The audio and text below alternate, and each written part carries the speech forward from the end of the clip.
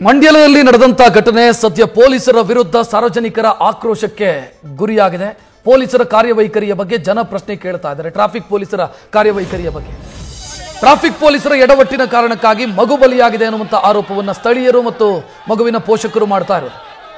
ಪ್ರತಿಭಟನೆ ಮಾಡ್ತಾ ಇದ್ರು ಸಾರ್ವಜನಿಕರು ಮತ್ತು ಪೋಷಕರು, ಮಗುವಿನ ಪೋಷಕರು, ಸಂಬಂಧಿಕರು ಪ್ರತಿಭಟನೆಯನ್ನ ಮಾಡ್ತಾ ಇದ್ರು. ಪೊಲೀಸರು ಸದ್ಯ ಪ್ರತಿಭಟನೆ ಮಾಡ್ತಾ ಇದ್ದಂದ್ರೆ ಮಗುವಿನ ಮೃತದೇಹವನ್ನು ಹಿಡಿದು ಪ್ರೊಟೆಸ್ಟ್ ಮಾಡ್ತಾ ಇದ್ರು. ಸದ್ಯ ಜನರನ್ನ ಚದುರಿಸುವಲ್ಲಿ ಪೊಲೀಸರು ಯಶಸ್ವಿಯಾಗಿದ್ದಾರೆ ಅಥವಾ ಜನರನ್ನ ಆ ಸ್ಥಳದಿಂದ ಹೋಗೋ ತರ ಮಾಡುವಂತ ಪ್ರಯತ್ನವನ್ನು ಮಾಡಿದ್ದಾರೆ. ಅಂದ್ರೆ ಪ್ರೊಟೆಸ್ಟ್ ಆಗ್ತಿದೆ, ಪೊಲೀಸರಿಗೆ ಬಿಸಿ ತಡ್ತಿದೆ ಅಂತ ಗೊತ್ತಾದ ಕೂಡಲೇ ಪೊಲೀಸರು ಅಲ್ಲಿದ್ದಂಥವರನ್ನ ಅಂದ್ರೆ ಮಗುವಿನ ಮೃತದೇಹವನ್ನ ಅಲ್ಲಿಂದ ಹಾಸ್ಪಿಟಲ್ಗೆ ಮೂವ್ ಮಾಡಿಸಿದ್ದಾರೆ. ಮಗುವಿನ ತಂದೆ, ಮಗುವಿನ ದೊಡ್ಡಪ್ಪ ಮತ್ತು ತಾಯಿ ಮಾತನಾಡಿದ್ದಾರೆ. ಇನ್ಸಿಡೆಂಟ್ ಹೆಂಗಾಯ್ತು ಅಂತ ಹೇಳ್ಕೊಂಡಿದ್ದಾರೆ. ಪೊಲೀಸರ ಎಡವಟ್ಟು ಹೆಂಗೆ ಅನ್ನೋದನ್ನ ಕೂಡ ಹೇಳಿಕೊಂಡಿದ್ದಾರೆ. ಅಪಘಾತ ಆದ ನಂತರವೂ ಕೂಡ ಪೊಲೀಸರ ವರ್ತನೆ ಹೇಗಿತ್ತು ಅಂತಂದ್ರೆ ಅಲ್ಲಿಂದ ಎಸ್ಕೇಪ್ ಆಗೋದಕ್ಕೆ ನೋಡಿದ್ರು ಪೊಲೀಸರು. ಅಟ್ಲೀಸ್ಟ್ ಮಗು ಜೀವ ಉಳ್ಕೊಂಡಿದ್ಯಾ, ಮಗುವಿನ ಜೀವ ಉಳಿದಿದ್ಯಾ, ಆಸ್ಪತ್ರೆಗೆ ಮೂವ್ ಮಾಡಬೇಕಾ, ಕನಿಷ್ಠ ಇಷ್ಟನ್ನೂ ಕೂಡ ಮಾಡಲಿಲ್ಲ ಪೊಲೀಸರು. ಇಷ್ಟನ್ನೂ ಕೂಡ ಒಂದು ಮಾನವೀಯತೆಯಿಂದ ವರ್ತಿಸಲೂ ಇಲ್ಲ ಪೊಲೀಸರು. ಕೊನೆಗೆ ಅಲ್ಲಿದ್ದಂತ ಆಟೋದವರು ಮಗುವನ್ನ ಆಸ್ಪತ್ರೆಗೆ ಕರ್ಕೊಂಡು ಹೋಗುವಂತ ಪ್ರಯತ್ನವನ್ನು ಮಾಡ್ತಾರೆ. ಆಟೋದವರಿಗೆ ಮತ್ತು ಅಲ್ಲಿನ ಸ್ಥಳೀಯರಿಗಿದ್ದಂತ ಕನ್ಸರ್ನು, ಮಾನವೀಯತೆ ಪೊಲೀಸರಿಗೆ ಇರಲಿಲ್ಲ. ಪೊಲೀಸರು ಸ್ಥಳದಿಂದ ತಪ್ಪಿಸಿಕೊಂಡು ಹೋಗೋದು ಹೇಗೆ, ಜನ ಬಂದ್ರೆ ಕೈಯಲ್ಲಿದ್ದನ್ನು ಕೈಗೆ ಎತ್ಕೊಳ್ತಾರೆ ಅಂತ ಪೊಲೀಸರಿಗೆ ಕ್ಲಿಯರ್ ಆಗಿ ಗೊತ್ತಿತ್ತು. ಅದೇ ಕಾರಣಕ್ಕಾಗಿ ಅಲ್ಲಿಂದ ಎಸ್ಕೇಪ್ ಆಗಿ ಓಡ್ ಹೋಗಿದ್ದಾರೆ ಪೊಲೀಸರು. ಸ್ಥಳೀಯರು ಹೇಳಿರುವಂತ ಮಾಹಿತಿ ಇದು. ಟ್ರಾಫಿಕ್ ಪೊಲೀಸರು ಅಲ್ಲಿಂದ ಎಸ್ಕೇಪ್, ಇನ್ಸಿಡೆಂಟ್ ಆದ ಕೂಡಲೇ ಮಗುವಿಗೆ ಏನಾಯ್ತು ಅಂತಾನೂ ನೋಡಿಲ್ಲ. ಅಪಘಾತ ಆಗಿದೆ, ಏನು ಮಾಡಬಹುದು ಅನ್ನೋದರ ಬಗ್ಗೆಯೂ ಕೂಡ ಪೊಲೀಸರು ಯೋಚನೆ ಮಾಡಿಲ್ಲ. ಬದಲಾಗಿ ತಾವು ಇಲ್ಲಿಂದ ಓಡ್ ಹೋಗಬೇಕು ಅಂತ ಯೋಚನೆ ಮಾಡಿದ್ರು, ಓಡ್ ಹೋದ್ರು. ಮಂಡ್ಯ MLA ಮಾತನಾಡಿದ್ರು, ಗಣಿಗ ರವಿಕುಮಾರ್, ನಾನು SP ಜೊತೆಗೆ ಮಾತನಾಡಿದ್ದೀನಿ ಅಂತ.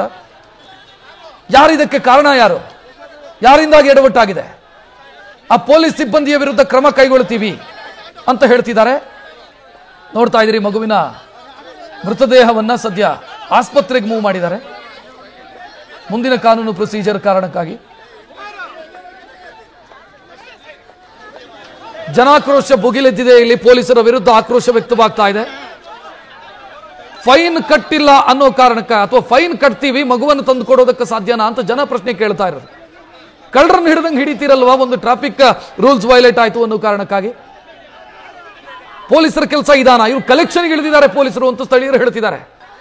ಇದು ಕಾನೂನು ಉಲ್ಲಂಘಿಸ್ತಿದ್ದಾರೆ ಅನ್ನೋ ಕಾರಣಕ್ಕಾಗಿ ಮಾಡ್ತಾ ಇರೋದಲ್ಲ. ಇವರು ಅಲ್ಲಿ ಚೆಕಪ್ ಇನ್ನೊಂದು ಅಂತ ಮಾಡ್ತಾ ಇರೋದು, ಟ್ರಾಫಿಕ್ ರೂಲ್ಸ್ ಬ್ರೇಕ್ ಆಗಿದೆಯಾ ಅನ್ನೋದನ್ನು ಚೆಕ್ ಮಾಡ್ತಾ ಇರೋದು ಕಾನೂನು ಉಲ್ಲಂಘನೆ ಆಗ್ತಿದೆ ಅಂತಲ್ಲ, ಅಥವಾ ಜನರ ಹಿತದೃಷ್ಟಿಯಿಂದಲ್ಲ. ಇದು ಬದಲಾಗಿ ಕಲೆಕ್ಷನ್ಗೋಸ್ಕರ ಮಾಡ್ತಿದ್ದಾರೆ. 100-200 ಕೈ ಚಾಚುತ್ತಿದ್ದಾರೆ ಪೊಲೀಸರು ಇದೇ ಜಾಗದಲ್ಲಿ. ಈ ಹಿಂದಿನಿಂದಲೂ ಕೂಡ ಇದನ್ನೇ ಮಾಡ್ತಾ ಬಂದಿದ್ದಾರೆ ಇಲ್ಲಿ ಪೊಲೀಸರು, ಟ್ರಾಫಿಕ್ ಪೊಲೀಸರು 100-200ಕ್ಕೆ ಕೈ ಚಾಚುತ್ತಾರೆ ಅಂತ ಜನ ಆಕ್ರೋಶ ವ್ಯಕ್ತಪಡಿಸ್ತಾ ಇದ್ದಾರೆ.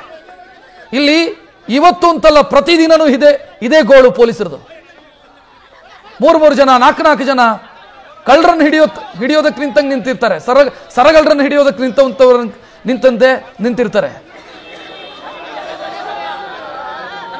ಪೊಲೀಸರ ವಿರುದ್ಧ ಆಕ್ರೋಶ ಭುಗಿಲೆದ್ದಿದೆ. ನೀವು ಗಮನಿಸ್ತಾ ಇದ್ದೀರಿ, ಟ್ರಾಫಿಕ್ ಪೊಲೀಸರು ಸ್ಥಳದಿಂದ ಎಸ್ಕೇಪ್. ಸದ್ಯ ಲಾ ಅಂಡ್ ಆರ್ಡರ್ ಪೊಲೀಸರು ಇದ್ದಾರೆ, ಕ್ರೈಮ್ ಮತ್ತು ಲಾ ಅಂಡ್ ಆರ್ಡರ್ ಪೊಲೀಸರು ಇದ್ದಾರೆ ಇಲ್ಲಿ ಜನರನ್ನ ನಿಯಂತ್ರಣ ಮಾಡೋದಕ್ಕೆ. SP ಏನು ಉತ್ತರ ಕೊಡ್ತಾರೆ ಅಂತ ಸದ್ಯ ಇರುವಂತ ಪ್ರಶ್ನೆ. ಆ ಮಗುವಿನ ತಂದೆ ತಾಯಿ ಕೇಳುವಂತ ಪ್ರಶ್ನೆಗೆ ಉತ್ತರ ಕೊಡೋದಕ್ಕೆ ಸಾಧ್ಯನಾ ಇವರಿಂದ?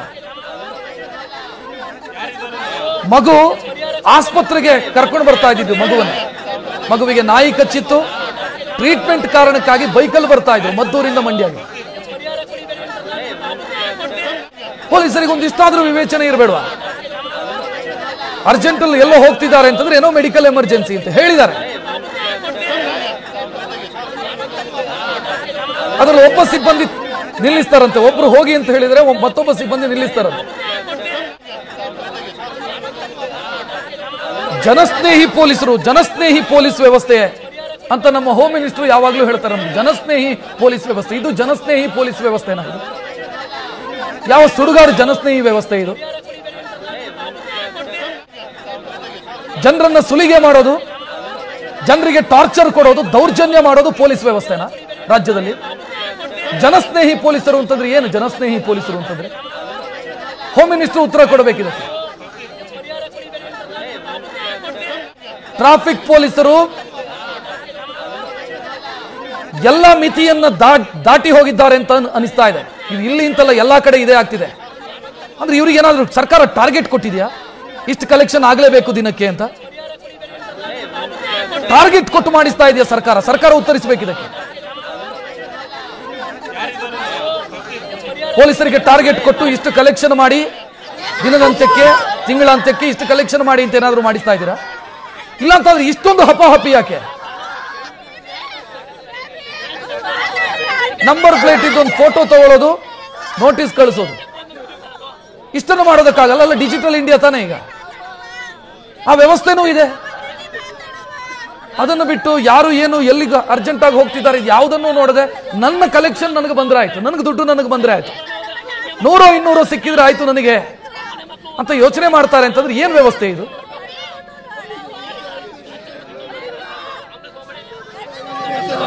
ನಮ್ಮ ಹೋಮ್ ಮಿನಿಸ್ಟರ್ ಮುಂದುವರಿದ ದೇಶಗಳಲ್ಲಿ ಇರುವಂತ ಪೊಲೀಸ್ ವ್ಯವಸ್ಥೆಯನ್ನು ಸ್ವಲ್ಪ ಸ್ಟಡಿ ಮಾಡಬೇಕು ಅಂತ ಅನ್ಸುತ್ತೆ. ಇಂಥ ದರಿದ್ರ ವ್ಯವಸ್ಥೆ ಇದು ಪೊಲೀಸಿಂಗ? ಇದು ಸ್ಥಳೀಯರನ್ನು ಕೇಳಿ, ಸ್ಥಳೀಯರು ಉತ್ತರ ಕೊಡ್ತಾರೆ. ಪ್ರತಿದಿನ ಇದೇ ಗೋಳು ಇವ್ರದು. ಅಲ್ಲಲ್ಲಿ ನಿಂತಿರ್ತಾರೆ ಪೊಲೀಸರು, ಮರದ ಮರೆಯಲ್ಲೆಲ್ಲೋ, ವಾಹನದ ಮಧ್ಯದಲ್ಲೆಲ್ಲೋ, ಇನ್ನೆಲ್ಲೋ ಕಾಣಿಸದ ರೀತಿಯಲ್ಲಿ ಟರ್ನಲ್ ನಿಲ್ಲೋದು. ಅಂದ್ರೆ ಜನ ಬಿದ್ದು ಸತ್ರು ತೊಂದರೆ ಇಲ್ಲ, ನಮ್ಗೆ ಕಲೆಕ್ಷನ್ ಆಗಬೇಕು. ಇದು ವ್ಯವಸ್ಥೆ, ನಮ್ಮ ರಾಜ್ಯದ ವ್ಯವಸ್ಥೆ ಇದು. ಮಗು ಕಳ್ಕೊಂಡ ತಾಯಿಯ ಕಣ್ಣೀರು ಕಾಸ್ಟ್ಲಿ ಆಗತ್ತೆ ಸರ್ಕಾರಕ್ಕೆ, ದುಬಾರಿ ಆಗತ್ತೆ, ಅಥವಾ ಪೊಲೀಸ್ ವ್ಯವಸ್ಥೆಗೆ. ಆ ತಾಯಿಯ ಕಣ್ಣೀರನ್ನ, ತಾಯಿಯ ದುಃಖವನ್ನು ಸಂತೈಸೋದಕ್ಕೆ ಸಾಧ್ಯ ಇದೆಯಾ ಇವರಿಗೆ? ಪರಿಹಾರ ಕೊಡ್ತೀವಿ, ಸಸ್ಪೆಂಡ್ ಮಾಡ್ತೀವಿ. ಸಸ್ಪೆಂಡ್ ಮಾಡಿದ್ರೆ 4 ದಿನದಲ್ಲಿ ಮತ್ತೆ ಕರ್ತವ್ಯಕ್ಕೆ ಬಂದು ಮತ್ತೆ ಸುಲಿಗೆಗೆ ಇಳಿತಾನೆ ಆತ, ಆ ಸಿಬ್ಬಂದಿ. ಇನ್ನೆಲ್ಲ ಮರದ ಇಡೆ ಮಧ್ಯದಲ್ಲಿ ನಿಂತು ಕಲೆಕ್ಷನ್ಗೆ ಇಳಿತಾನೆ. ಅಷ್ಟೇ ಮಾಡೋದು. ನೋಟಿಸ್ ಕೊಡ್ತೀವಿ, ಸಸ್ಪೆಂಡ್ ಮಾಡ್ತೀವಿ, ಇನ್ನೇನೋ ಮಾಡ್ತೀವಿ, ಪರಿಹಾರ ಕೊಡ್ತೀವಿ. ಮಾತೆತ್ತಿದ್ರೆ ಪರಿಹಾರ ಕೊಡ್ತೀವಿ, ಇಷ್ಟೇ. ಜನರ ಆಕ್ರೋಶವನ್ನು ಗಮನಿಸ್ತಾ ಇದ್ದೀರಿ. ಪೊಲೀಸರ ಕಾರ್ಯವೈಖರಿಯ ಬಗ್ಗೆ ಆಕ್ರೋಶ ವ್ಯಕ್ತವಾಗ್ತಾ ಇದೆ. ನನ್ನ ನೆನಪಿನ ಪ್ರಕಾರ ಮಂಡ್ಯದಲ್ಲಿ ಇದೇ ರೀತಿಯ ಇನ್ಸಿಡೆಂಟ್ ಈ ಹಿಂದೆನೂ ಒಮ್ಮೆ ಆಗಿತ್ತು ಅಂತ ಅನ್ಸುತ್ತೆ ನನಗೆ. ಈ ಹಿಂದೆನೂ ಕೂಡ ಇದೇ ರೀತಿಯ ಇನ್ಸಿಡೆಂಟ್ ಒಂದು ಅಪಘಾತದಲ್ಲಿ ಮುಗಿದಿತ್ತದು ಕೂಡ. ಪೊಲೀಸರು ಇದೇ ರೀತಿ ಹಿಡಿಯೋದಕ್ಕೆ ಹೋದಂತ ಸಂದರ್ಭದಲ್ಲಿ ವಾಹನ ಸವಾರ, ಬೈಕ್ ಸವಾರ ಬಿದ್ದಂತ ಇನ್ಸಿಡೆಂಟ್ ನನ್ನ ನೆನಪು ಶಕ್ತಿ ಸರಿ ಇದೆ ಅಂತ ಹಿಂದೆ 3-4 ವರ್ಷದ ಹಿಂದೆ ಆಗಿದೆ ಅಂತ ಅನ್ಸುತ್ತೆ ನನಗೆ. ಮಂಡ್ಯದಲ್ಲೇ, ಮಂಡ್ಯ ಡಿಸ್ಟಿಕ್ ಅಲ್ಲೇ ಆಗಿರೋದು.